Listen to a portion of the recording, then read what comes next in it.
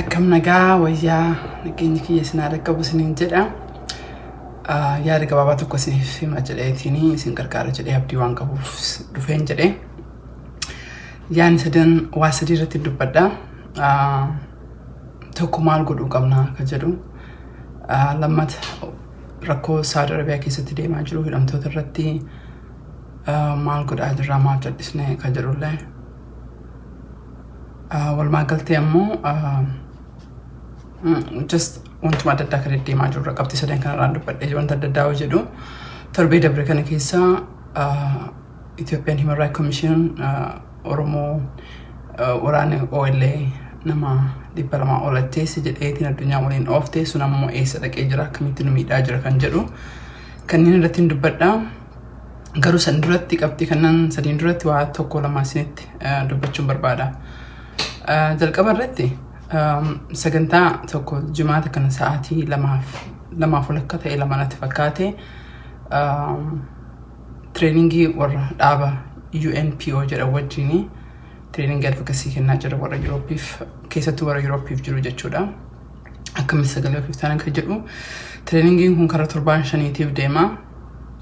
Isna nama baay'ee miti teessoo ganam 20-30 qofatu jira. Namoota 20-30 sanillee namoota argine qofatu hin ta'in namoota community keessatti dalagu namni community ka beeku jechuudha. Register gootanii register booda ammoo verify gooneetiin koodii kennine seentanii jechuudha. Trainingii 7-5ti.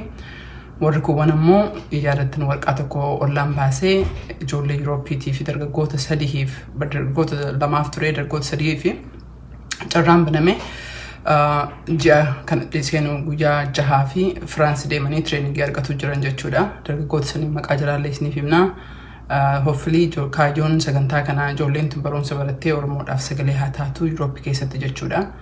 Dhaabuma kanatti achitti illee France keessatti barsiisaa ka scholarship kan cover godhu European Councilidha. Mootummaa Euroopi Councilii dargaggoota irratti kan jedhu jechuudha. So anyway sagantaa lama dubbadhee tokko ka jimaata kana online provide goonu jimaata kana jalqabaa hanga jimaata 5 deema. Register godhaa isiniin jechuu fi kun immoo dargaggoota Euroopi ka register gootanii resume ergitanii jettan hedduu galatooma. Naannoo Euroopi kana keessatti nutillee jabaa Euroopi wajjin numa dalagnaa garuu warra Euroopi barbaannaa so san mallee isinitti himuuf jechuudha. Kan biraa immoo Facebook kiyya page tokko maqaa kiyyaanii nama karaa 90 qaba. Waan qabu qaba.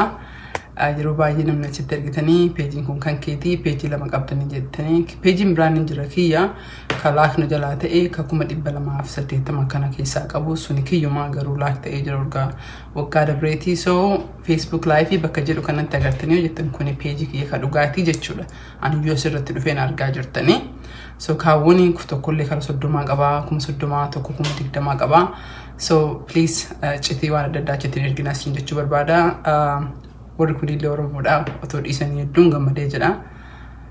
Anyway kanneen lamaan sadan kana dubbadheetiin qabxii asitti ba'ee fi waa lama sadiirraa isin dubbadha isiniin jedhe tokko akkamitti of qarqaarraa lammata waa'ee Saawudii irraa sadaffaa immoo just generally ilaalcha addunyaan waan Itoophiyaa keessatti deemaa jiru kana maal fakkaataa kan jedhu isin dubbadha jechuudha. Gaafii babaa'inaa fi miidiyaa adda addaatiin dhufee gaafii sana akkana gaafatanii godha kun ammoo gaggabaabummaa isinuma akka irraa barataniif isinitti himaa jira jechuudha. Okay. Yeroo baay'ee wanta kun dubbisee jedhama biyyaan jiru kana keessatti paartii Dimokiraatii fi paartii Rippaabilikaanatu jira.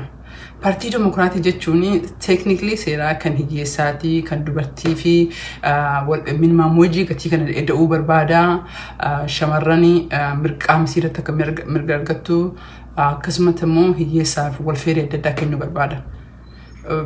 Magaalaa xiqqoo keessa kan jiru harki guddaadhaan uummata adiidha. Uummata adii keessaan magaalaa xiqqoo keessa waan jiraadhee jiruuf uummata adii keessaallee uummata hedduu hiyyeessatu jira. Qabaataan magaalaa guddaa keessa jira jechuudha. Haa ta'u malee agartanii jettan uummanni magaalaa ala jiru harki guddaan Rippaabilikaanii voot godha. Maaf Rippaabilikaaniin suni warra kana mataa nyaattee mataa dhiqxeetiin korporeetii mataa dhiqee akka intirestii ofiirratti namni voot oppose godhu godhee jedhe jechuudha. Maaf kana kaase Oromoon maal qabdi?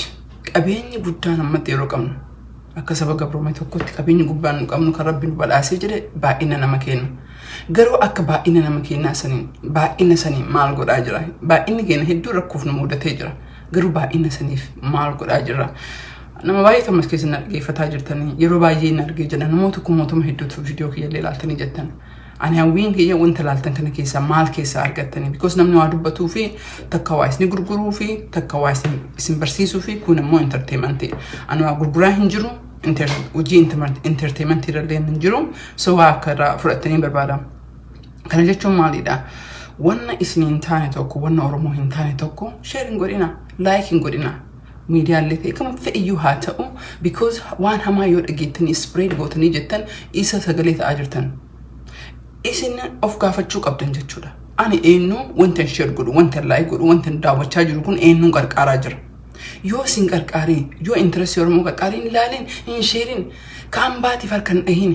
Kaan baa because lakkoofsi kan kee akka share gootu, akka ilaaltu kuni diinaaf sagalee ta'a. Kan kee gadi qabee, kan kee bira namatti amantu, dhaabatti amantu, qarqaari, wajjin dalagee jedhe. So don't share something you don't agree. You know, wanta nama arrabsammoo arrabuma callaa kooflaa fi sharing godhina gaarii miti because sagalee ta'aa fi jedha. Wanta goonu ammoo otoo hin godhin duratti laalu gaafachuu qabna. Wanti kun ana na fayyada yookiin ammoo namoota peejii keenya wajjin hiriyoota ni fayyada jennee of gaafachuu qabna. Kan biraa ammoo yeroo baay'ee rakkoon Oromoo irratti waan hin argee jedhee Oromoo qofaaf ilma namaa irratti yogguu rakkoon tokko guddatee jedhu hamilee nama kutee jedha. Don't get overwhelmed. Don't get burden. Jechuun maalidha? Abdiin kutinaa jechuu kiyya. Keessatti akka Oromootitti akka Oromoo mootummaa guddaa wajjin haasootti. Akka Oromoo waan Ameerikaan ilaalcha Ameerikaan Oromoo irraa qabdu beeku tokkotti ammallee ta'u bookallee dubbisee argeen jira. This is the best time for Oromo. Mirgaanis korii bitaanis korii tuni yeroon teenna. Abbaan fe'atoo dhufee tuni yeroon teenna. Kajiraa jiru make sure jijjiiramni kun dhufu jijjiirama qandamara qabate jijjiirama Itoophiyaa guutuu Oromoo guutuu ta'uu qaba. Wal hatu wasosobuu shortcut deemuu dhiibuu qabna jedhaa jirra malee jijjiiramni kun otoo ani har'a badee jedhe otoo ani ollaan dhaabbatee jedhe jijjiiramni Oromoof dhufee jira. Oromoon yeroo isaa geettee jirti. Addunyaan agartee jirti. Europe irratti illee marii warra Europe irratti amma itti aanaa vice presidentii European Human Rights Commission hedduu nama walitti dhiyaannu hedduu walgahii adda addaa irratti illee dhufnee jirra.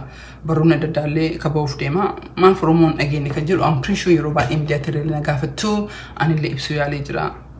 Rakkoo guddaa nevertheless rakkoon keenya rakkoon Itoophiyaa dhagahamee jira jijjiiramni ammoo dhufuutu jira. Jijjiirama kanatti yeroo marayyuun wacuu Ndramti haasawatu nti wacuu hin dandeenyu. Kanaaf hadha harka oofnaa, kanaaf harka dhoofnaa. We have to be really objective. Objective jechuun maalidha? Wanti goonu tokko irratti dhaaba qabaachuu qabna. Maraafiyyuu harka dhoofuu hin dandeenyu. PPF harka dhahaa kanaaf illee harka dhoofuu hin dandeettu. Danda'uu hin qabdan because gaafa sanii akkuma bishaan gabatee raasii achi jennaa jechuudha. Kun ammoo overwhelming ta'inaa isiniin jedha. Kun ammoo akka malee hin gaddina hamileen isin jabinaa isiniin jedha. Because ilmenama sometimes you know this is the best time.